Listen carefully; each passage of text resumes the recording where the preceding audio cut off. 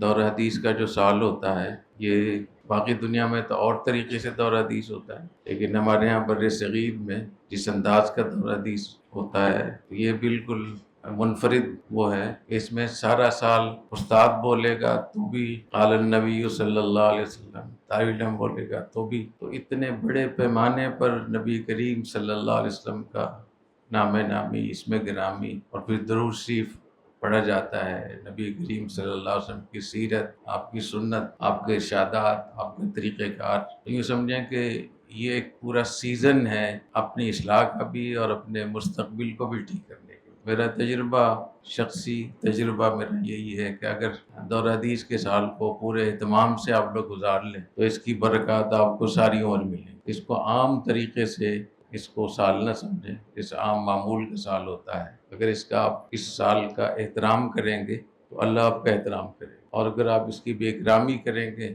غفلت سے وقت گزاریں گے، پابندی نہیں کریں گے دین پر عمل کرنے کے لیے، سیرت و سنت کو سیکھنے کے لیے، تو اس ناشکری اور ناقدری کا نقصان ہوگا مجھے۔ اس لیے میری آپ سے خصوصی درخواست ہے کہ اس سال کو پورے اہتمام کے ساتھ، پورے جذبے کے ساتھ گزاریں۔ حضور اکرم صلی اللہ علیہ وسلم نے ارشاد فرمایا کہ جو لوگ کثرت سے درود شریف پڑھیں گے وہ میرے قریب ہوں۔ دوسری روایت میں ہے کہ قیامت کے دن سب سے قریب میرے وہ شخص ہوگا جو کثرت سے درود شریف پڑھے گا۔ تیسری روایت یہ ہے کہ جنت میں میرے سب سے قریب وہ شخص ہوگا جو کثرت سے درود شریف پڑھے گا، اور ایک مرتبہ درود شریف پڑھنے سے 10 رحمتیں نازل ہوتی ہیں، 10 گناہ معاف ہوتے ہیں، 10 نیکیاں ملتی ہیں، 10 درجات بلند ہوتے ہیں۔ تو آپ سمجھتے ہیں کہ اس درسگاہ پہ کتنی اللہ کی رحمتیں آئیں گی۔ اور پھر یہ کہ آپ نے ارشاد فرمایا کہ جب بھی کوئی مسلمان مجھ پہ درود پڑھتا ہے، اللہ تعالیٰ مجھ پہ میری روح کو واپس لوٹاتے ہیں اور میں ان کے سلام کا جواب دوں۔ ایک روایت میں یہ ہے کہ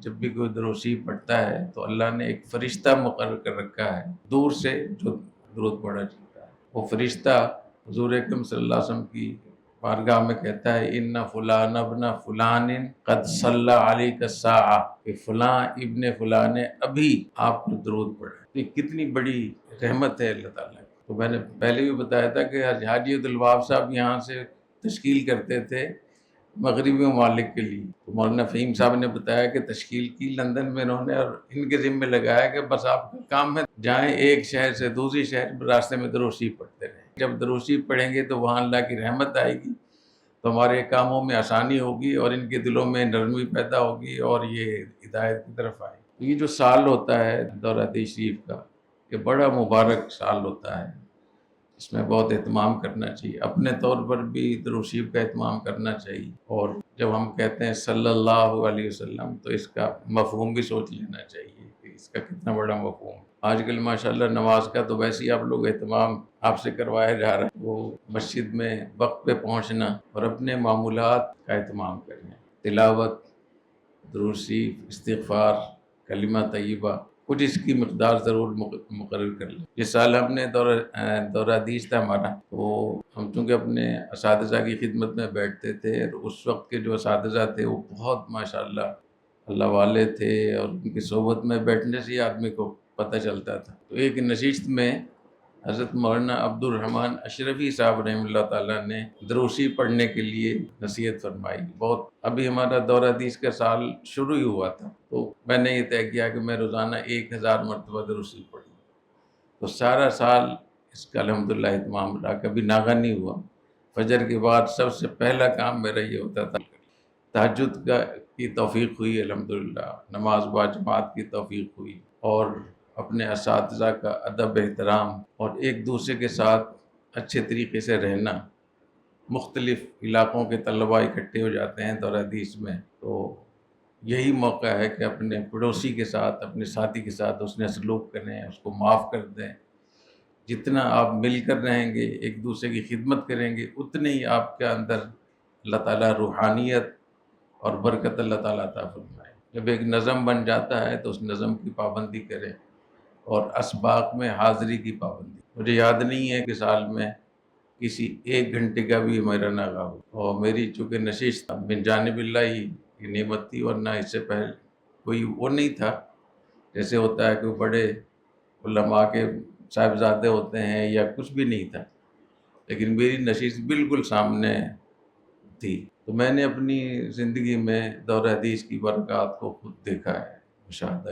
اس کے لیے دعاؤں کا اہتمام بھی کریں، اپنے اساتذہ کا ادب احترام بھی، اور معمولات کا اہتمام. اور یہ جو ماحول آپ کو ملا ہوا ہے، جس ماحول میں آپ بیٹھے ہوئے ہیں، تو اتنا بابرکت ماحول جہاں اللہ کی رحمتیں نازل ہو رہی ہیں، جہاں فرشتوں کا نزول ہو رہا ہے. کیونکہ انا معه اذا ذکرنی اذا ذکرنی فی نفسی ذکرتہ فی نفسی. اگر کوئی آدمی میرا ذکر کرتا ہے تنہائی میں تو اللہ تعالیٰ فرماتے ہیں میں بھی خلوت میں اس کا، اور اگر وہ مجمع میں ذکرتہ فی ملأ خیر میں، تو میرے پاس جو مجمع ہے وہ آپ سے بہتر ہے. اور درود شریف یہ تو ذکر بھی ہے، درود بھی ہے، دعا بھی ہے. تو اتنی اللہ کی رحمتیں. اور وہ جو حدیث میں آتا ہے نا اجتماعی ذکر، یہ اجتماعی ذکر مجلس تعلیم بھی ہے، جو آپ علم حاصل کر رہے ہیں، آپ قرآن حدیث پڑھ رہے ہیں. باقی انشاءاللہ آج حج پہ ارادہ ہے جانے کا.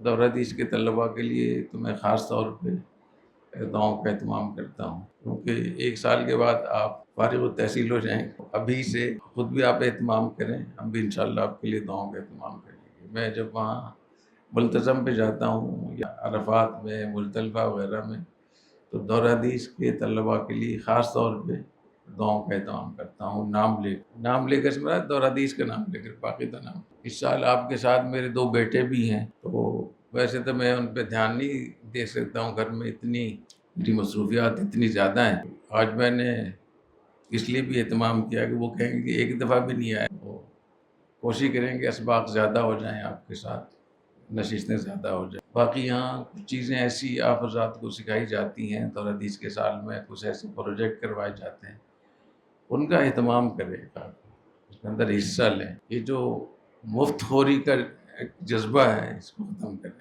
یہ ہمارے دین میں پسند نہیں. کچھ ایسی قرہ، اس زمانے میں صحابہ کرام کے زمانے میں قرہ کا جو لفظ تھا وہ عالم سے بھی اونچا ہوتا تھا. وہ بیٹھے ہوئے تھے سر جھکا کر. حضرت عمر رضی اللہ تعالیٰ عنہ نے فرمایا ارفعوا رؤوسک، اپنے سر اٹھاؤ، ولا تکونوا عالۃ علی المسلمین، مسلمانوں پر بوجھ نہ بنو. تو یہاں اس کی کوشش ہوتی ہے کہ طلباء اپنے تعلیم کے ساتھ ساتھ کچھ ہنر بھی سیکھیں، کچھ ایسی چیزیں سیکھ لیں جو آپ کے لیے آئندہ کام آئیں. تو اس میں بھی اس کا اہتمام کیا. باقی حج کے بعد انشاءاللہ بیٹھیں گے. آج مجھے مساعدہ تھی، ہمارے منتظمین نے بار بار کہا کہ اتنا وقت نہیں ہے کہ ہم دور حدیث کے لیے وقت نکالیں. میں نے کہا انشاءاللہ ہم چلیں. کل میں فجر کی نماز میں اذان کے بعد فوراً چلا گیا تھا. میں نے ادا کیے وہاں الحمدللہ، اور میں دیکھتا بھی رہا کہ کس طریقے سے طلباء آتے ہیں، کیونکہ مجھے بتایا گیا کہ تو میں سوچا میں اپنی آنکھوں سے دیکھ لوں.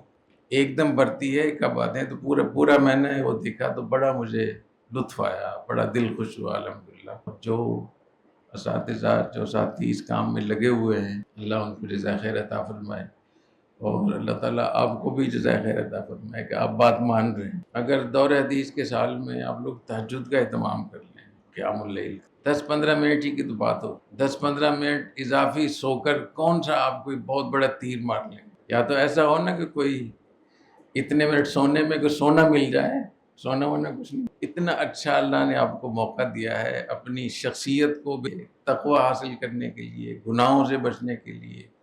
اللہ سے صبح کے وقت میں بہت زبردست موقع ہوتا ہے، اور صبح کا جو سجدہ ہوتا ہے وہ تو سمجھیں کہ پوری دنیا آپ کے ہاتھ میں ہے. اقرب ما یکون اللہ بعبدی فی جوف اللیل الاخر وَأَقْرَبُ مَا يَكُونُ الرَّجُلُ بِرَبِّهِ فِي سُجُودِهِ فَأَكْثِرُوا مِنَ الدُّعَاء. 2 حدیثیں الگ الگ ہیں. سب سے زیادہ اللہ اپنی رات کے آخر میں ہوتا ہے، اور بندہ اپنے رب سے سب سے زیادہ قریب کب ہوتا ہے؟ سجدے میں ہوتا ہے. تو سجدہ کریں اور اس کی مشق کریں، ایک طویل سجدہ کریں. نبی کریم صلی اللہ علیہ وسلم کی سیرت و سنت آپ پڑھ رہے ہیں. لَقَدْ كَانَ لَكُمْ فِي رَسُولِ اللَّهِ أُسْوَةٌ حَسَنَةٌ.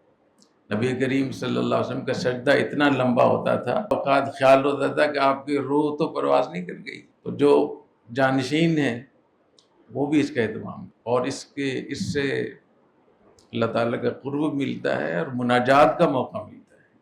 اللہ سے جب آپ گفتگو کریں گے، سرگوشی کریں گے، دعا کریں گے، اللہ سے مانگیں گے، تو آپ کا جو ایک ربط عرش کے ساتھ، اللہ کے ساتھ قائم ہو جائے گا. اس میں اتنی لذت ہے کہ آپ کو خود محسوس ہوگا کہ اب ہم زمین پہ نہیں، اس میں اپنے لیے، اپنے والدین کے لیے، امت مسلمہ کے لیے، دین دنیا کے لیے ارے دعائیں مانگے، گناہوں کا اعتراف کریں، یا اللہ ہم گناہ گار ہیں، گناہوں کو چھوڑنا ہمارے لیے مشکل ہے، یا اللہ آپ ہی ہمیں توفیق عطا فرمائیں۔ وہ جو مناجات ہے اللہ کے دربار میں، جو ندامت ہے، جو اللہ سے آپ مانگیں گے، جو اللہ کے سامنے سر جھکائیں گے، اس سے آپ کو دیگر جو فوائد حاصل ہوں گے، آپ کو صحت کے حوالے سے بہت فائدہ ہوگا۔ ویسے ڈاکٹر یہ کہتے ہیں کہ جب آدمی سجدے میں جاتا ہے تو دوران خون کی جو گردش ہے وہ دماغ کے ہر جگہ تک پہنچتی ہے، اس لیے دماغ کے اندر ایک فرحت بھی آتی ہے اور صحت بھی ہوتی ہے۔ اور اللہ تعالیٰ نے قرآن مجید میں نبی کریم صلی اللہ علیہ وسلم کو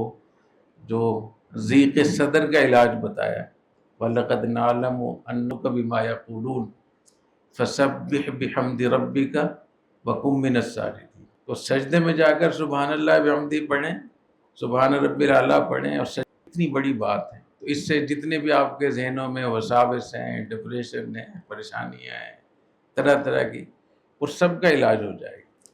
تو اللہ تعالیٰ کا قرب بھی حاصل ہوگا، روحانیت بھی ہوگی، اور صحت بھی حاصل ہوگی، دل کی صحت بھی حاصل ہوگی اور دماغ کی صحت بھی حاصل ہوگی۔ صبح کے وقت میں اگر کوئی تہجد نہیں پڑھتا کوئی طالب علم، تو یہ اس کے لیے اتنا بڑا خسارہ ہے کہ الفاظ میں اس خسارے کو بیان کرنا۔